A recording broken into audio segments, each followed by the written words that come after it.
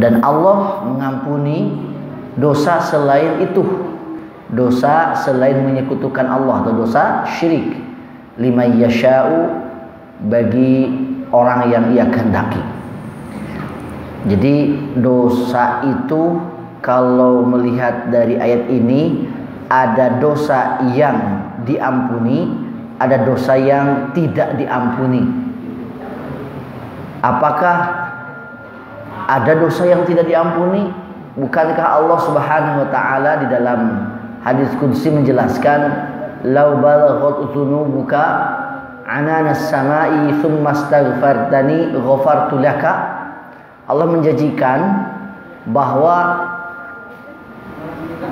seandainya dosamu sampai puncak langit, banyak sekali, dunia ini sudah tidak bisa menampung dosa dia, kemudian orang ini datang kepada Allah minta ampunan, kata Allah, ghafartu laka, aku akan mengampunimu.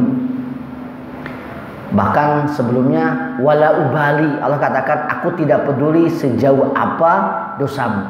Kalau serius mau istighfar, serius mau minta ampun, Allah akan mengampuninya. Itulah disebut dengan taubatan nasuha. Mengapa ayat ini mengatakan Allah tidak akan mengampuni jika ia dimusyrikan, jika ia disekutukan? Allah tidak akan mengampuni dosa syirik. Ini akan dijelaskan oleh ayat yang lain ketika Allah mengatakan, la in asyrakta la yahbatanna amaluka. Kalau kamu berbuat syirik, maka terhapuslah semua amalmu. Nah, syirik ini akan mengondisikan kebaikan sebanyak apapun itu tidak akan bernilai kalau ada syirik. Misalkan begini, syirik itu kebalikan dari tauhid. Kaum muslimin, mukminin itu orang-orang yang bertauhid, meyakini bahwa Allah adalah yang menciptakannya, yang memberikan rezeki, yang mengatur, yang menghidupkan dan yang mematikan. Itu namanya tauhid rububiyah. Kemudian seorang mukmin meyakini bahwa Allah itu la ilaha illallah, tidak ada ilah. Ilah itu tidak ada yang berhak untuk disembah kecuali Allah Subhanahu wa taala. Maka ketika seorang muwahhid melaksanakan amal soleh, tauhid itu semacam, kalau dianalogikan ya, seperti angka 1 di awal. Dan amal soleh itu seperti angka 0. Ketika kita beramal soleh, banyak 0 yang kita hasilkan. 1 amal soleh 1 0, 2 amal soleh 2 0, sampai katakan 10 kebaikan kita laksanakan, ada 10 0. Kalau 0 ini diawali dengan 1, maka 10 0 itu menjadi 1 0 0 0 0 sampai 10 kali 10 miliar. Inilah fungsi tauhid. Tapi kalau tidak ada tauhid, artinya syirik, maka kebaikan sebanyak apapun, katakanlah kebaikan dilakukan 10 kebaikan, ada 10 0. Maka kalau tidak ada anak K1 di awal, itu mafi faidah, mafi qimah, tidak ada manfaat dan tidak ada nilainya sama sekali. Nah, inilah syirik. Jadi Allah tidak akan mengampuni dosa syirik. Kalau berbuat syirik, wayahna, amal kebaikan itu tidak bernilai pahala dan juga tidak berfungsi sebagai penghapus dosa. Allah akan mengampuni dosa yang lain. Mungkin maksiat yang lain itu bisa jadi amal kebaikan yang lain masih diterima. Sholat terus, maksiat jalan misalkan. Apakah ketika sholat terus, maksiat jalan, sholatnya tidak terima? Bisa jadi maksiatnya itu dihapus oleh sholatnya. Bisa jadi as-salawatul khams wal jumu'atu ilal jumu'ati wa ramadhanu ila ramadhana mukaffiratun idza jutunibatil kaba'ir. Sholat 5 waktu, zuhur, asar, maghrib, isya, subuh, Jumat ke Jumat, Ramadan ke Ramadan, itu penghapus dosa. Syaratnya 1, idza jutunibatil kaba'ir, sepanjang menjauhi dosa besar. Apa itu? Syirik.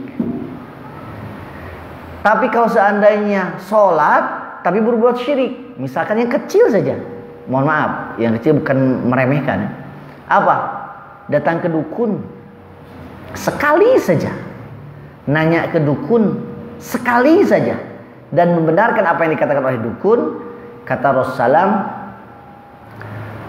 man ata kahinan fasa'alahu wa saddaqahu lam tuqbal salatu arba'ina yauman. Barang siapa yang datang ke dukun, nanya ke dukun, membenarkan apa yang dikatakan oleh dukun, sholatnya tidak akan diterima selama 40 hari. Di sholat itu pahalanya kan besar sekali. Sholat apa? Sholat wajib ataupun sholat sunnah. Tapi ternyata kalau pernah ke dukun sekali saja, maka itu tidak akan diterima sholatnya selama 40 hari. Akibat dosa syirik datang ke dukun. Oleh karena itu, ikhwati imankumullah, ketika dikatakan sesungguhnya Allah tidak akan mengampuni dosa syirik dan mengampuni dosa yang lain, dosa syirik itu akan menghapus fungsi kebaikan yang kita lakukan. Apakah fungsi menambah pahala ataupun fungsi menghapus dosa. Karena kan fungsi amal soleh itu, satu menghapus dosa, yang kedua menambah pundi-pundi pahala. Nah, ikhwatu imankumullah, ketika dikatakan oleh penyusun kitab ini bab takut itu bagian dari syirik, apakah semua takut itu bagian dari syirik? Tidak. Al-khawf qisman atau naw'an. Takut itu ada dua macam. Yang pertama, al-khawf at-tabi'i, takut yang manusiawi, yang menjadi tabiat manusia. Sepertinya semua dari kita juga punya rasa takut. Bapak pemberani? Oh iya, saya pemberani. Kalau di satu tempatkan dengan singa, mau tidak? Takut gitu. Nah, ini manusiawi. Orang takut dengan singa, dengan harimau, takut dengan ular, bahkan ada yang takut dengan ulat gitu ya. Abdi masane sieun isin sana. Nya bade isin bade takut pokokna mah kucucunguk ya, dengan cacing dan sebagainya. Ketika ada rasa takut itu tabi'i. Ini bagian daripada tabiat manusia, memang wajarlah manusiawi. Manusia itu takut dengan gelap karena fungsi penglihatannya tidak maksimal. Ya. Maka wajar sekali ketika tidak bisa mengakses apa yang ada di depannya, dia merasakan takut. Wajar takut dengan gelap itu, manusiawi. Tapi nanti ada takut asyirki, al-khawf asyirki, takut yang bernilai syirik, bernilai dosa besar. Takut apa ini? Takut kepada selain Allah, melampaui takut dari sisi kemanusiaannya, melampaui takut tabiatnya. Takut kepada gelap wajar, ketika apalagi lewat kuburan, ya wajar. Tapi ketika takutnya berlebih-lebihan, sampai saking takutnya mau lewat ke kuburan tengah malam, ia muringkak bulu punduk gitu. Sampai saking takutnya dia punya pemahaman dan pemikiran bahwa di sana ada sesuatu. Sampai punten abdi mengiring ngalangkung hungkul. Nah, sampai seperti ini bisa jadi syirik. Ya, pernah saya mungkin sampaikan juga dalam majelis ini. Ada kejadian ketika sedang berkunjung ke seorang ikhwan lagi mancing gitu. Ada anak kecil 3 orang lewat, ada pohon besar di pinggir kolam tersebut. Pas lewat, punten dari kejauhan ya, punten, ini punten kasaha lah. Kalau punten ke kita kan jauh gitu. Jadi punten, ternyata punten karena tetangkalan gitu. Punten kan permisi terhadap pohon besar. Tentu anak kecil mah melakukannya bukan karena inisiatif dia, pasti dia mengikuti contoh orang tuanya. Bisa jadi orang tuanya itu bisa bapaknya ataupun bisa orang tua di daerahnya. Punten kena tangkal normal henteu gitu. Ini ada apa gitu. Nah, disinilah kalau ketakutan itu sampai ada al-inqiyad, ada ketundukan, ketakutan yang berlebihan, inilah yang disebut dengan syirik. Nah, ikhwatu imanakumullah, jadi al-khauf itu ada at-tabi'i, ada asy-syirki. Di dalam kitab ini dikutip beberapa ayat tentang syirik ya. Yang pertama tadi An-Nisa 48, innallaha la yaghfiru ayyushraka bihi wa yaghfiru ma duna dzalika liman yasha. Sesungguhnya Allah tidak akan mengampuni dosa syirik dan mengampuni dosa yang lain bagi yang Ia kehendaki. Yang kedua, dikutip surat Ibrahim ayat 35. Ini tentang doa Nabi Ibrahim alaihissalam kepada Allah Subhanahu wa taala. Apa di antaranya? Di akhir ayat, wajnubni wa baniya an na'budal asnam. Ya Allah, jauhkanlah aku dan anak-anakku untuk menyembah berhala. Menyembah berhala itu dalam sejarahnya dari awal kemusyrikan manusia itu menyembah berhala. Yaitu di masa Nabi Nuh alaihissalam. Di masa Nabi Adam tidak ada penyembahan terhadap selain Allah. Makanya Nabi Adam itu nabi, tapi bukan rasul. Rasul pertama itu adalah Nuh alaihissalam. Rasul itu diutus oleh Allah. Walaqad ba'atsna fi kulli ummatin rasulan an ya'budullaha wajtanibut taghut. Dan sungguh kami telah mengutus pada setiap umat, tugasnya apa? An sembahlah oleh kalian Allah, jauhilah oleh kalian taghut. Bukan hanya menyembah, tapi harus menjauhi taghut juga. Kalau menyembah Allah tapi juga mendekati taghut atau menyembah taghut, maka ini namanya syirik, bukan tauhid. Nah, tugas para rasul itu untuk mentauhidkan Allah, bukan hanya menyembah Allah tapi juga menjauhi taghut. Orang, mohon maaf, ini kan kajian internal. Orang Yahudi nyembah Allah tidak? Nyembah Allah. Orang Nasrani nyembah Allah tidak? Nyembah Allah. Hatta orang kafir Quraisy nyembah Allah tidak? Nyembah Allah. Tapi mereka menyembah Allah juga menyembah yang lain. Yahudi menyembah Allah, tapi mereka juga menyatakan waqalatil yahudu Uzairun ibnullah. Mereka mengatakan Nabi Uzair itu anak Allah. Waqalatil nasara al-masih ibnullah. Orang Nasrani juga mengatakan bahwa al-masih Nabi Isa alaihissalam itu adalah anak Allah. Bahkan mereka menyembah Trinitas, Tuhan Bapa, Tuhan Anak dan Ruhul Kudus. Bukan hanya Allah yang disembah. Ini syirik. Bahkan orang kafir Quraisy sekalipun di masa Nabi Muhammad SAW, sebetulnya mereka juga menyembah Allah. Nama Allah kan masih dikenal.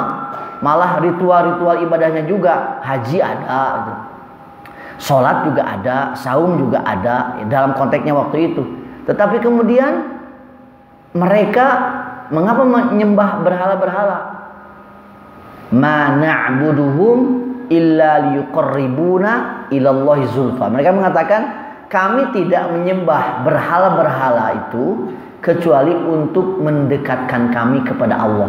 Jadi nyembahnya maka Allah. Cuman berhala itu sebagai wasilah saja. Namanya tawassul. Tawassul. Nah, ternyata dari sejarah kemusyrikan yang dialami oleh manusia dulu di masa Nabi Nuh alaihissalam juga menyembah berhala. Berhala siapa? Berhala-berhala manusia yang sudah wafat. Di masa Nabi Nuh itu ada yang namanya Yaghus, Ya'uq.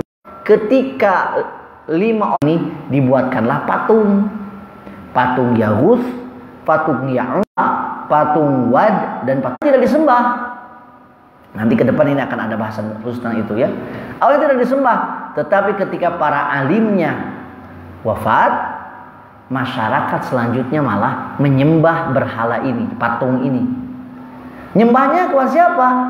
Kepada Allah, tapi menggunakan wasilah 5 orang soleh ini. Ditawasul kepada orang soleh yang sudah wafat. Ini kemusyrikan pertama dalam sejarah manusia. Menyembah manusia soleh yang sudah wafat dan dipatungkan. Dan inilah tugas Nabi Nuh alaihissalam untuk meluruskan u'budullaha wajtanibut taghut. Dan itu berjalan sepanjang 950 tahun. Susah sekali dirubah. Malah ujung dari sejarah manusia penyembah berhala ini dibinasakan oleh Allah Subhanahu wa taala dengan banjir. Berulang lagi di masa Nabi Ibrahim. Ternyata masih Ibrahim juga menyembah berhala juga. Makanya Nabi Ibrahim kan di masanya bapaknya saja, Azar, itu pembuat patung untuk disembah, dipahat oleh tangannya, kemudian dibuatkan patung semacam manusia, kemudian disembah. Nabi Ibrahim logikanya saja tidak menerima, ya, sebelum menerima wahyu, logikanya tidak menerima. Kenapa manusia harus menyembah batu yang dipahat? Padahal dia la yadurru wa la yanfa'u, tidak memberikan madarat, tidak memberikan manfaat. Sampai Nabi Ibrahim melakukan sebuah tindakan merusak patung-patung dengan tujuan supaya masyarakat mikir begitu ya tentang apa yang mereka yakini selama ini. Semua patung-patung yang disembah di tempat persembahan atau penyembahan itu dirusak, dan hanya satu yang tidak dihancurkan. Kemudian si palu ya atau kampaknya disimpan di patung yang terbesar, dan semua marah terhadap Ibrahim karena sangat mungkin Ibrahim yang melakukannya.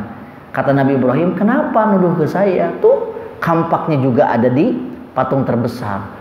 Mereka mengatakan, mana mungkin patung bisa menghancurkan patung. Nah, di sini kan diajak mikir, itu kenapa harus menyembah batu atau berhala yang la yadurru wa la yanfa', tidak bisa memberikan madarat, tidak juga bisa memberikan manfaat. Akhirnya Nabi Ibrahim dihukum oleh Raja Namrud, dibakar.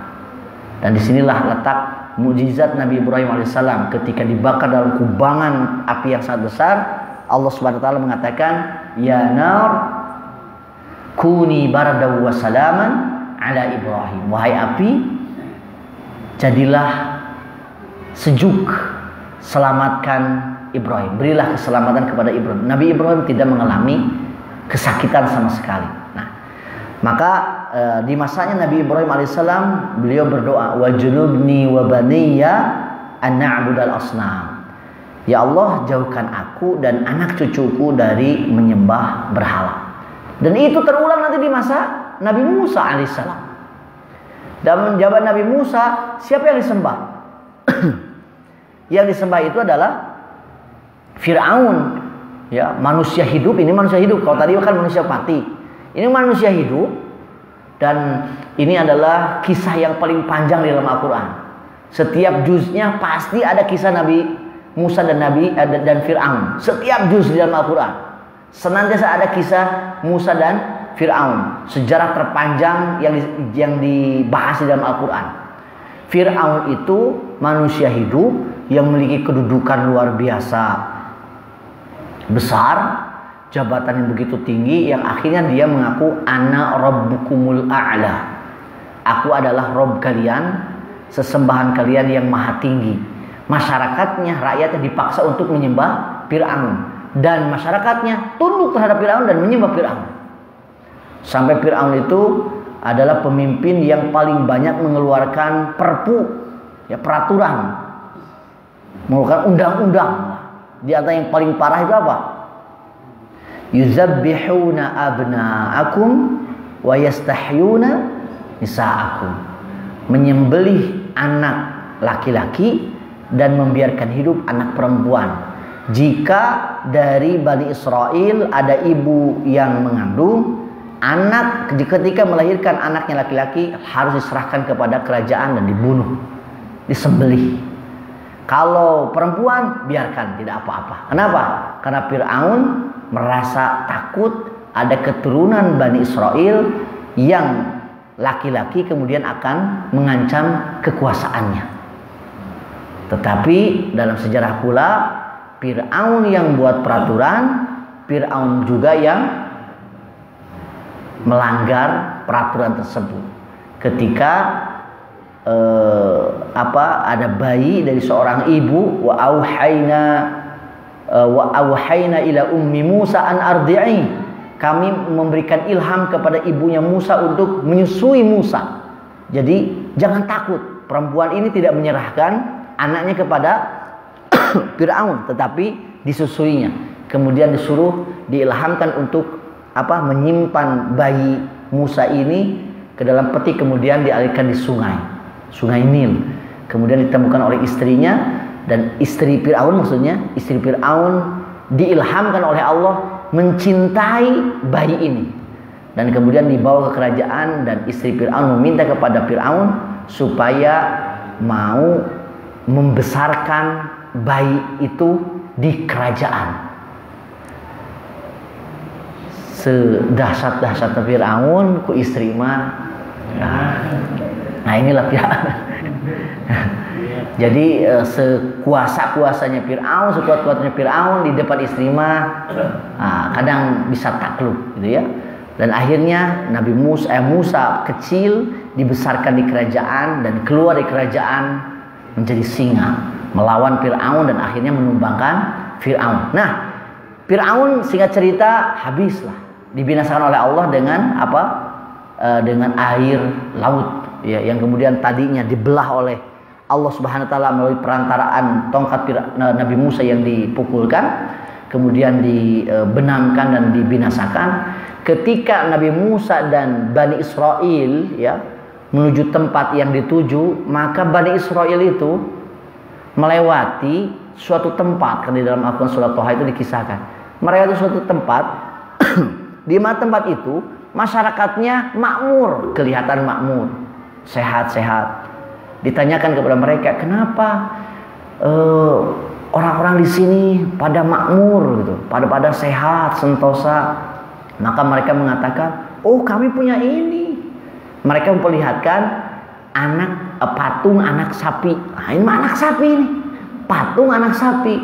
Sampai Bani Israel meminta kepada Musa, wahai Musa, bisa tidak kalau Allah itu dibuatkan seperti ini gitu. Jadi mereka mau Allah itu kelihatan oleh mata kepala sendiri. Kenapa? Mereka melihat tuh sembahan itu juga kelihatan jelas itu. Lan nu'mina laka hatta narallaha jahrah. Mereka mengatakan Bani Israel itu, ya Musa, kami tidak akan beriman kepada Allah sehingga kami bisa melihat Allah secara nyata. Tolonglah buatkan Allah teh siga kieu siga patung anak sapi. Maka Nabi Musa alaihissalam mengatakan bahwa Allah Subhanahu wa taala akan berikan kabar gembira kepada kalian. Allah akan berikan kitab sebagai pedoman hidup kalian. Nabi Musa menyampaikan bahwa aku akan mendapatkan wahyu di Gunung Tursina, mendapatkan Taurat. Nanti ikuti aku. Dan Nabi Musa menyuruh Harun supaya nanti mengikuti Nabi Musa ke Gunung Tursina. Nabi Musa pergi duluan ke Gunung Tursina menerima wahyu yang tadinya 30 hari menjadi 40 hari. Ternyata apa yang terjadi? Ketika masyarakat Bani Israel ditinggalkan oleh Nabi Musa, Bani Israel yang dipimpin oleh Nabi Harun, di sana ada Samiri. Samiri itu sosok orang yang lahirnya sejaman dengan Nabi Musa, tapi ketika kecil, dikatakan di dalam tafsir As-Sa'di itu, ketika kecil dia diselamatkan oleh Allah, di gua, bukan oleh ibunya, dijaga oleh malaikat Jibril. Tetapi kemudian beranjak remaja, dia hidup di masyarakat yang penuh kemusyrikan, termasuk penyembah anak sapi. Maka si Samiri ini ketika melakukan perjalanan itu melihat malaikat Jibril menunggang kuda yang dia lihat orang lain tidak lihat. Ini Samiri. Memang kelebihan Samiri di sini. Kemudian dia mengambil bekas tapak kuda ya, karena dibisiki oleh setan untuk mengambil itu. Ketika Nabi Musa pergi, maka Samiri ini menyatakan kepada Bani Israel, apakah kalian ingin melihat Allah secara jelas, jahrotan? Oh iya, kumpulkan emas kalian, kumpulkan perhiasan kalian. Maka perhiasan itu dibakar, kemudian dilemparkan tanah bekas kaki Jibril yang menjadi menjadi manusia yang dilihat oleh Samiri. Dilemparkan, maka jadi anak sapi dari emas.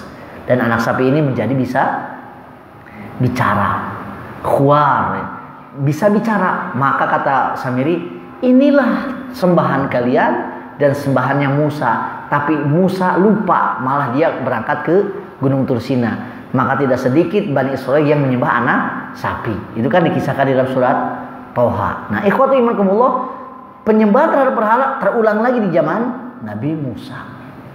Terulang lagi nanti di masa siapa? Nabi Isa alaihissalam. Nabi Isa ketika hidup, orang yang beriman kepadanya, terutama Al-Hawariyun, bertauhid kepadanya. Tetapi ketika Nabi Isa alaihissalam dikejar oleh Yahudi yang tidak menerima kenabian Nabi Isa alaihissalam, kemudian diklaim oleh Yahudi ataupun Nasrani bahwa Nabi Isa itu dibunuh dan disalib. Dan kemudian Allah Subhanahu wa taala meluruskan informasi itu, wa ma qataluhu wa ma salabuhu walakin syubbiha lahum. Mereka Yahudi itu tidak membunuh Nabi Isa, tidak pula menyalib Nabi Isa. Yang dibunuh dan disalib itu adalah yang diserupakan dengan Nabi Isa, yaitu salah satu dari murid Nabi Isa. Jadi itu riwayat yang paling kuat. Mungkin yang selama ini kita terima mah yang diserupakan itu Yudas Iskariot ya. Dari orang Yahudi sendiri bukan. Yang riwayat yang kuat itu murid Nabi Isa yang diserupakan. Kemudian Nabi Isa kemana? Bal rafa'ahullah, diangkat oleh Allah ke langit.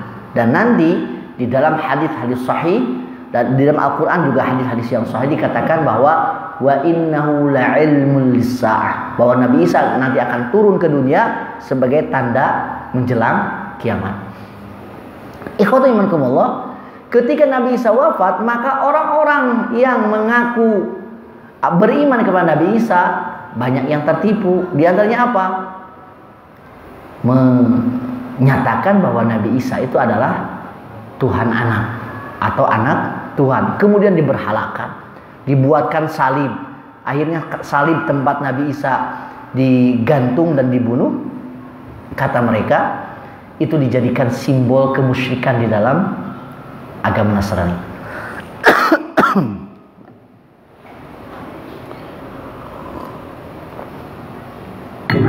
Itu zaman Nabi Isa. Terulang lagi di zaman Nabi Muhammad sallallahu alaihi wasallam.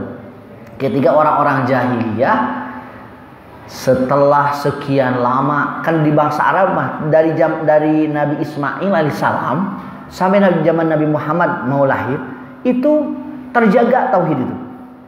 Kecuali setelah siapa? Setelah namanya itu Amr bin Luhai bin Qom'ah. Ada orang Mekah dagang ke Syam. Ketika di Syam itu ada sebuah kampung mirip dengan kejadian Bani Israil. Ada sebuah kampung di Syam.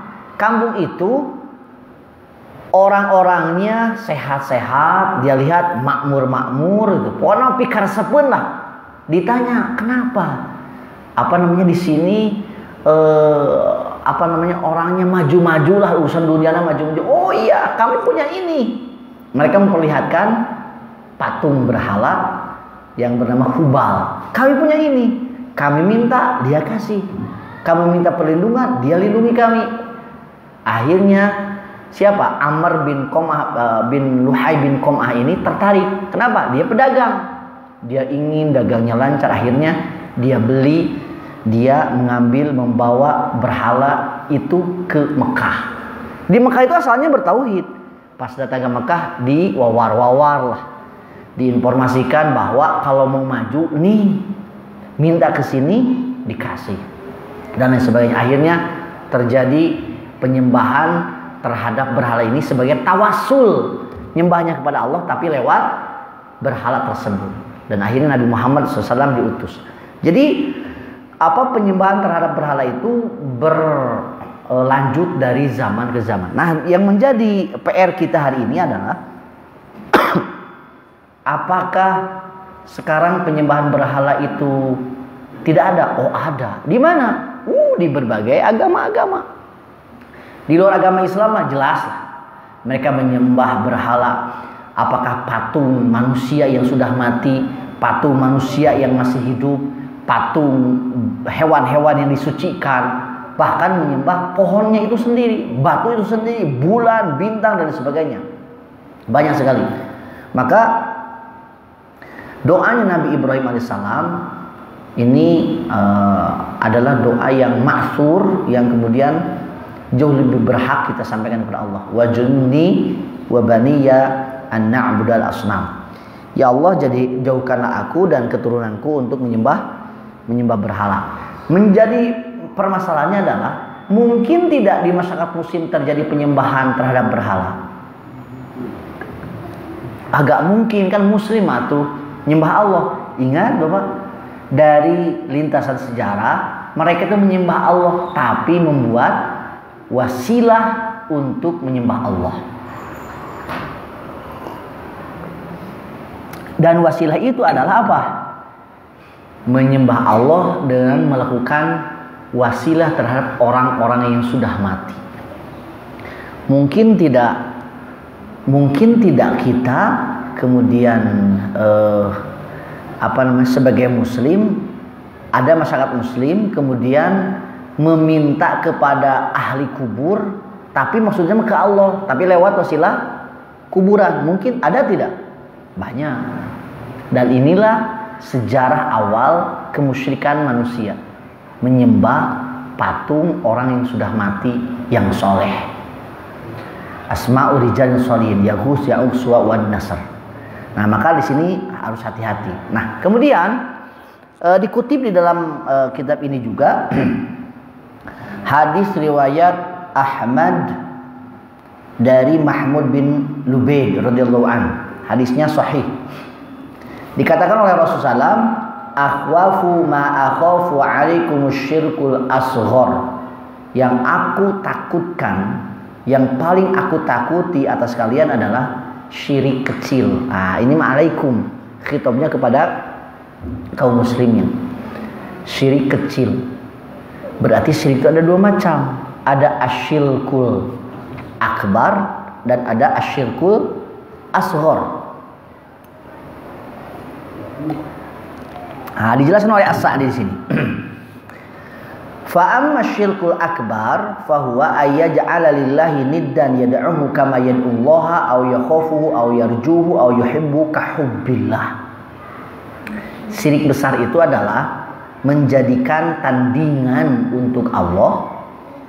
Apakah dia berdoa kepada Allah tapi juga berdoa kepada selain Allah? Atau takut kepada Allah? Nah, di sini takut juga kepada selain Allah. Berharap kepada Allah, berharap juga kepada selain Allah. Mencintai Allah juga mencintai kepada selain Allah. Maksudnya mencintai yang berlebihan ya, kepada yang dikultuskan. Nah, maka ini yusarrifu lahu naw'an min anwa'in ibadah. Ini adalah sebuah penyimpangan dari bentuk ibadah. Doakan itu ibadah. Takut, harap, cinta, ini adalah saripati ibadah. Kalau seandainya berdoa, takut, berharap dan mencintai kepada Allah juga kepada yang lain, ini yang disebut dengan asyirkul akbar, syirik yang besar. Ada lagi kan, dan ini tidak menyembah Allah, menyembah selain Allah, hunkul. Oh, itu bukan lagi syirik. Nah, kafir itu. Kafir itu kan ada dua, min ahlil kitab wal musyrikin. Dari ahli kitab, Yahudi dan Nasrani dan orang-orang musyrik. Nah, ikhwatu iman rahimakumullah, di sini dikatakan oleh As-Sa'di, fa hadza syirku la yabqa ma'a sahibihi min at-tauhid syai'un. Syirik seperti ini itu tidak akan menyisakan sesuatu pun dari seseorang yang memiliki kemusyrikan tersebut. Apa? Tidak akan menyisakan tauhid sedikit pun. Jadi tauhidnya sudah rusak. Kalau menyembah Allah juga menyembah yang selain Allah, maka orangnya disebut musyrik, yang Allah haramkan dia masuk ke surga dan tempatnya adalah di neraka. Yang menarik adalah di sini wala farqa fi hada, tidak ada perbedaan dalam hal ini baina ayyusammiya tilkal ibadah allati sarrafaha li ghairillahi ibadatan ayyusammiha tawassulan. Tidak ada perbedaan di sini apakah menyembah kepada selain Allah secara utuh atau menyembah kepada Allah tapi menggunakan wasilah. Jadi alasan nanti ada ini mau wasilah saja, menyembah ke Allah, tapi ini hanya wasilah saja, sama saja, itu adalah asyirkul akbar. Dan inilah misi Nabi Muhammad SAW ketika berada di Mekah. Nah, ikhwatul iman rahimakumullah. Kemudian yang menjadi bahasan utama lagi adalah asyirkul asghar, syirik yang kecil. Syirik kecil itu apa? Pasuila anhu. Nabi Muhammad ditanya tentang syirik asghar, maka kata Rasulullah, ar-riya. Syirik kecil itu adalah riya. Riya itu apa? Nah, betul. Riya itu ingin dilihat oleh selain Allah Subhanahu wa ta'ala. Ikhwatu iman rahimakumullah, riya itu bisa hadir pada setiap muslim ahli ibadah. Bahkan ahli ibadah itu bukan hanya ahli ibadah sholat, hatta ibadah yang mengorbankan nyawa sekalipun. Ada hadis riwayat Muslim yang cukup panjang, ketika nanti pada hari kiamat, yaumul hisab namanya, pada hari penghisaban, Allah Subhanahu wa taala menghisab manusia, di antaranya manusia yang muslim. Manusia yang muslim itu ada 3 macam dihisab. Pertama, hisabnya itu dilewat, yadkhulunal jannah bi ghairi hisab, masuk ke surga tanpa proses hisab. Yang kedua, para ulama menamainya dengan ard. Ard itu proses hisab dengan cara ditunjukkan dosa-dosanya. Di dalam hadis dikatakan, ketika Allah menghisab seorang muslim mukmin, Allah mengatakan, ata'arifu dzanba kadza? Kamu tahu tidak dengan dosa ini? Maksudnya, kamu pernah melakukan dosa ini ya? Na'am ya Rabb, betul ya Allah. Ata'arifu dzanba kadza? Kamu pernah melakukan dosa ini ya? Na'am ya Rabb. Ketika ditunjukkan dosa-dosanya, dia terus menjawab, betul ya Allah, betul ya Allah, betul ya Allah, sampai dia mengira apa? Annahu halaka, dia akan celaka. Tetapi kemudian Allah Subhanahu wa taala mengatakan, ghafartu laka, aku telah mengampuni dosamu ketika di dunia, dan hari ini pun aku ampuni dosamu. Mohon maaf, aku tutupi dosamu ketika di dunia, dan hari ini pun aku ampuni dosamu. Fayu'ta kitab hasanatihi, maka diberikanlah kitab catatan amal kebaikannya. Ini yang dikatakan oleh Allah, fa amma man utiya kitabahu biyamini fasawfa yuhasabu hisaban yasira. Adapun orang yang dihisab dengan hisab yang mudah, itu orang yang ketika mengambil catatan amal itu dengan tangan kanannya, disimpan dengan sangat bangga di sini. Orang ini banyak dosa, tapi dosanya diampuni oleh Allah Subhanahu wa taala. Ini ard. Nah, ada yang nikosh. Namanya yang ketiga nikosh. Nikosh itu dihisab oleh Allah Subhanahu wa taala dengan cara disidang, dinikosh. Pertanyaannya, mafika. Itu adalah riwayat Muslim. Apa yang telah kamu lakukan? Orang ini mengatakan, qataltu fika hatta stushhidu. Ya Allah, aku berperang di jalanmu sampai aku mati syahid. Tapi Allah katakan, kadzabta, kamu dusta. Qatalta li ayyuqala jariun. Kamu berperang hanya ingin disebut pahlawan saja. Ada lagi yang lain. Mafika, apa yang terjadi denganmu? Qara'tul Qur'ana wa 'allamtuhu. Ya Allah, aku membaca Al-Quran dan aku mengajarkannya. Tapi Allah katakan, kadzabta, kamu dusta. Qara'tal Qur'ana li ayyuqala qari. Kamu baca Quran hanya ingin disebut qari saja. Kamu menghafal Al-Quran hanya disebut hafiz saja. Ta'allamtal ilma li ayyuqala alim. Kamu mempelajari ilmu agama hanya disebut ulama saja. Ternyata orang yang berperang bersama kaum muslimin salah niat hanya yang disebut pahlawan. Orang yang membaca Al-Quran hanya ingin disebut qori. Orang yang menghafal Al-Quran hanya ingin disebut hafiz. Orang yang belajar ilmu agama hanya disebut ulama. Fa'amara bihi fasuhiba ala wajhi faulqiya finnar. Diperintahkan, wajahnya diseret dan kemudian dilemparkan ke neraka. Kenapa? Beramal soleh tapi riya. Dan inilah yang dikhawatirkan oleh Rasulullah Sallallahu Alaihi Wasallam. Akhwafu ma akhafu alaikum asyirkul ashor. Yang paling aku takuti atas kalian adalah syirik kecil. Apa? Menjaga jarum hati untuk senantiasa lillahi ta'ala, ikhlas karena Allah ta'ala. Ikhlas itu bukan klaim lisan. Bapak hatur nuhun ieu tos katampi infakna. Mudah-mudahan ikhlas. Abdi mah ikhlas, semangat. Ikhlas ridho pisan ikhlas. Ikhlas itu bukan klaim di sini. Ikhlas itu urusan min af'alil qulub, dari pekerjaan hati. Kata Rasulullah, orang yang sabiquna bil khairat, orang yang berlomba-lomba dalam kebaikan, atau orang yang ikhlas sebenarnya itu adalah bukan orang yang menyebut-nyebut dirinya ikhlas. Tapi kata Rasulullah, alladzina yusalluna wa yasumuna wa yatasaddaquna wa hum yakhafuna alla tutaqabbala minhum. Ini yang paling penting. Orang tukang sholat, tukang saum, tukang sodakoh, ya, rajin sholat, rajin saum, rajin sodakoh, wahum yakhafuna alla tutaqabbala minhum. Tapi dia merasa takut sholatnya tidak diterima, takut saumnya tidak diterima, takut